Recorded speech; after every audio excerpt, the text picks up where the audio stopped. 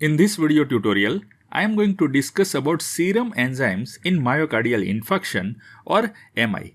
Before we dive into this topic, let's quickly understand what is myocardial infarction. Myocardial infarction is a condition in which there is a decrease or completely blocked blood supply to the heart muscles.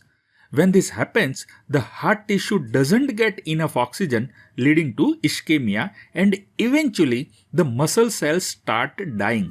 This is called necrosis, and this is what actually happens in myocardial infarction. Now, how do we detect this in clinical setting? That's where the cardiac biomarkers come into the picture. Cardiac biomarkers are clinical laboratory tests that help identify cardiac dysfunction. And here is an important point. Cardiac dysfunction is a broad term that includes many conditions, and myocardial infarction is just one of them. In this video, we are going to focus specifically on the biomarkers that help diagnose myocardial infarction. There are classic cardiac biomarkers that have been used for years, and these can be divided into two categories: enzymes and non-enzymes. Among the enzymes, we have three major ones. First is creatine kinase MB or CKMB. Second is aspartate aminotransferase or AST. And third is lactate dehydrogenase or LDH. On the non-enzyme side, we have cardiac troponins, specifically cardiac troponin I or CTNI and cardiac troponin T or CTNT. These are highly specific to heart tissue. The second non-enzyme marker is myoglobin, which is an oxygen-carrying protein. Although our title mentions serum enzymes, we are going to discuss both enzymes and non-enzymes because understanding the complete picture is what matters for proper diagnosis. Now, in addition to these classic cardiac biomarkers, we have several newer cardiac biomarkers also. But we will not discuss these newer cardiac biomarkers in this video. Rather, they will be covered in next video. So let's start with creatine kinase MB or CKMB. As we discussed in the previous video on isoenzymes, CKMB is specifically found inside cardiac muscle cells, and this makes it fairly cardiac specific. When cardiac tissue undergoes necrosis during myocardial infarction, CKMB gets released into the bloodstream, leading to increased serum CKMB level. Here is a logical part. If more tissue is damaged, more CKMB will be released, so the peak level of CKMB is directly proportional to the size of infarct. Now, CKMB follows a very specific timeline after myocardial infarction, and this timeline is important for diagnosis. CKMB starts rising within 3 to 6 hours after myocardial infarction begins. It reaches its peak around 18 to 24 hours and then return to normal within 2 to 3 days. Let me show you this on a graph which makes it more easier to visualize. So for that, suppose this is the x-axis and this is y-axis. On the x-axis, we will take a time. And obviously starting point on the x-axis is time 0, means myocardial infarction happened over here. Now let's consider 3 boxes equal to 1 day. So this is 1 day. So this is 2, 3, 4, 5, 6, 7, 8, 9, 10, 11, 12, 13 and 14 days. And let's further divide this first day's timeline into 3 equal parts. So this becomes our 8 hours and this becomes 16 hours, right? And on the y-axis, we will take a level of cardiac biomarker. Now let's plot a graph for CKMB. CKMB starts rising at 3 to 6 hours. So corresponding first point will be at somewhere over here. Then at around 18 to 24 hours, it reaches to peak. So second point will be around here. And it comes back to the normal at around 2 to 3 days. So third point will be around here. So let's connect these 3 dots. So this is the graph or this is a pattern in which CKMB will be following. As you can see, CKMB rises very quickly, making it the earliest enzyme marker to increase after myocardial infarction. In fact, in the past, serum CKMB was considered the gold standard laboratory test for diagnosing of myocardial infarction. However, this status has now been taken over by cardiac troponins, which we will discuss shortly. Now next is aspartate aminotransferase or AST. Aspartate aminotransferase is present in many different tissues. Though it is found in somewhat higher concentration in cardiac muscle cells, but still this creates a problem. When serum aspartate aminotransferase level increases, we can't definitely say it's from cardiac tissue because it could be coming from other organs like the liver or skeletal muscle as well. So aspartate aminotransferase is less cardiac specific. However, aspartate aminotransferase still has clinical value. Just like CKMB, when more cardiac tissue is damaged, more aspartate aminotransferase is released. So the peak level of aspartate aminotransferase is also directly proportional to the size of the infarct. But here is where aspartate aminotransferase is really useful.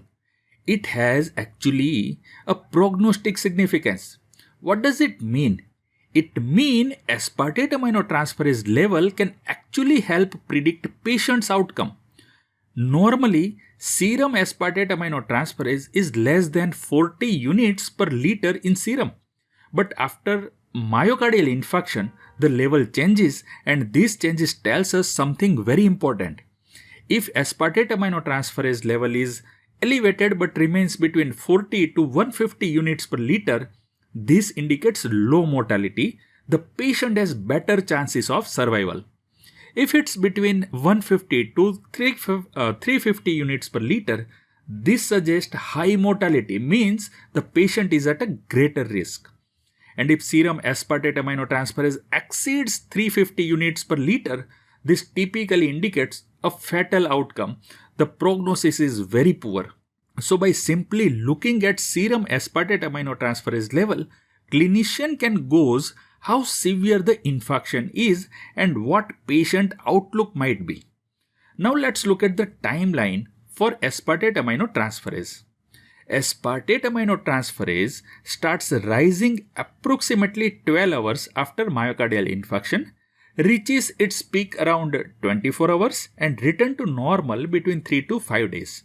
If we show this in the graph, as it starts rising approximately 12 hours, so first point will be around here, it reaches to the peak around 24 hours, so second point will be around here, and it returns to normal at around 3 to 5 days, so third point will be around here. On connecting these three dots, we can see pattern of aspartate aminotransferase in myocardial infarction. Notice that aspartate aminotransferase rises later than CKMB but follows a similar pattern overall. The third enzyme marker is lactate dehydrogenase or LDH. As we covered in isoenzyme video, LDH has 5 different isoenzymes numbered LDH1 through LDH5. Out of these, LDH1 is predominantly found in cardiac tissue. So when myocardial infarction occurs, LDH1 spills into the serum, increasing serum total LDH activity. Most laboratories measure total LDH activity, and the increase we see is mainly due to LDH1 isoenzyme. But here is the catch. LDH1 isn't only found in heart. It is also present in red blood cells, kidney and other tissues. So LDH1 actually quite non-specific for cardiac injury. However, there is an interesting pattern that helps with the diagnosis. In the serum of normal person, LDH2 is slightly higher than LDH1. But in case of myocardial infarction, because LDH1 is being released from the damaged cardiac tissue, LDH1 becomes higher than the LDH2. This pattern is flipped compared to normal. So this is called a flipped pattern, classically seen in myocardial infarction. Just like the other enzymes, the peak level of LDH is directly proportional to the size of the infarct. More damage means more LDH is released. LDH follows its own specific timeline, and this is where it differs significantly from CKMB and aspartate aminotransferase. LDH starts rising much later, around 24 to 48 hours after myocardial infarction, reaches its peak around 3 to 4 days, and return to the normal at around 8 to 14 days. If we show this in the graph, as it starts rising approximately 24 to 48 hours, so first point will be around here. It reaches to the peak around 3 to 4 days, so second point will be around here, and it returns to normal at around 8 to 14 days, so third point will be around here.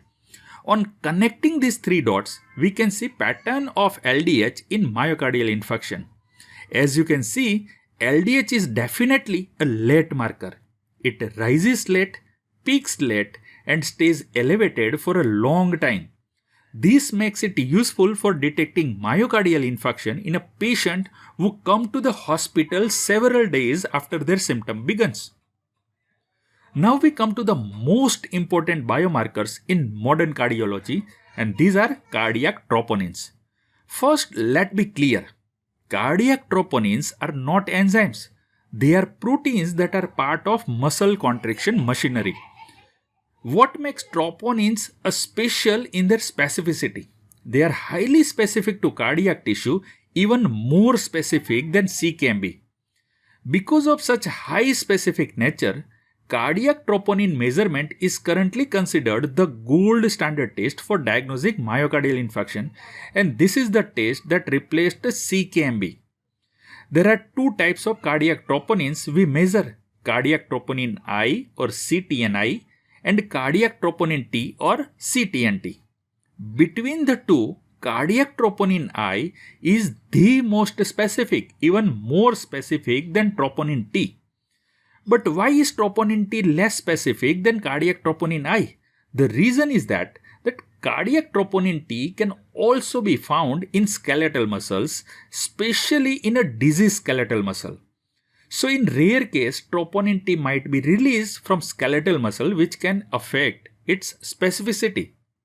However, both troponin I and troponin T are still far more specific than CKMB or any other enzyme marker.